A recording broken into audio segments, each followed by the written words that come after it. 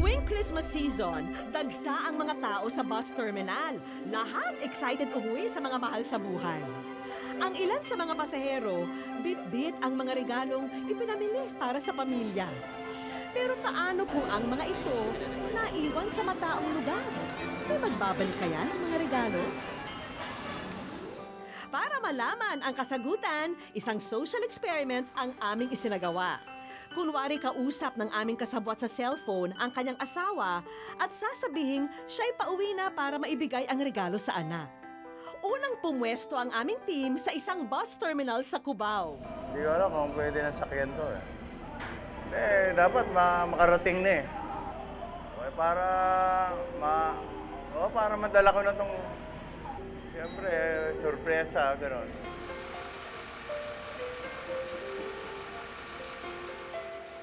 Makalipas ang ilang minuto, walang nag-abalang humabol kay tatay.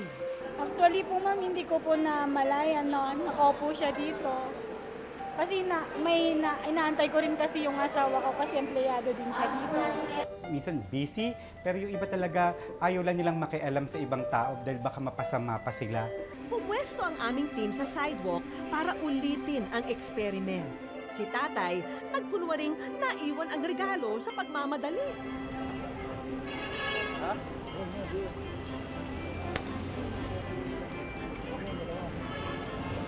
Ay, salamat ang pakano mo. Salamat ha. Success! Isang lalaki ang nag-abot ng tulong sa ating kasabwat. Kasi kung may pagbibigyan ka tapos nawala yung pambigay mo, di para bang malaking bagay yung wala sa'yo. Minsan nangangailangan din ako, di ba? Yung ibang tao, ganun din. Sa social psychology, no, mapapansin natin na may mga tao talaga na ang tutulong sila kasi ginawa sa akin to ng ibang tao before. Nangyari siya sa akin. Ngayon gusto kong ibalik. Yung iba naman, ginagawa nilang tumulong para just in case na ako ay mga ilangan sa susunod. No? May tao na tutulong sa akin.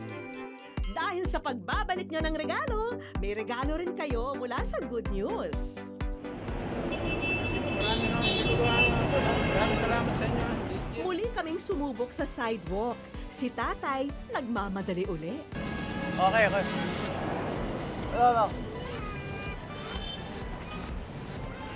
Ilang sandali pa, isang lalaki ang tumulong sa ating kasabwat.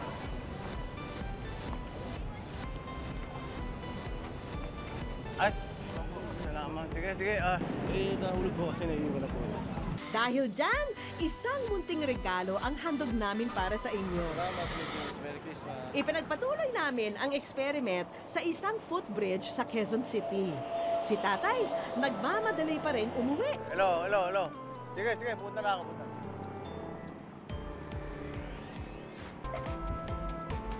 Ang mga dumaraan, tinitignan lang ang nahulog na regalo.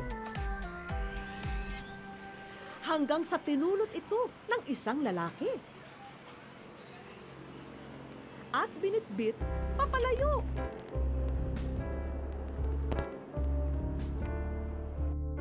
May mga tao na magpipretend na baka sakaling pwedeng akin na lang kasi nga yung pangangailangan niya o pangangailangan ng pamilya niya ang nasa isip niya. Patuloy lang ang pagtutok ng aming mga lente sa footbridge. Sige. Sandali lang. At hindi nagtagal, may tumulong na Oo. kay tatay. Ay,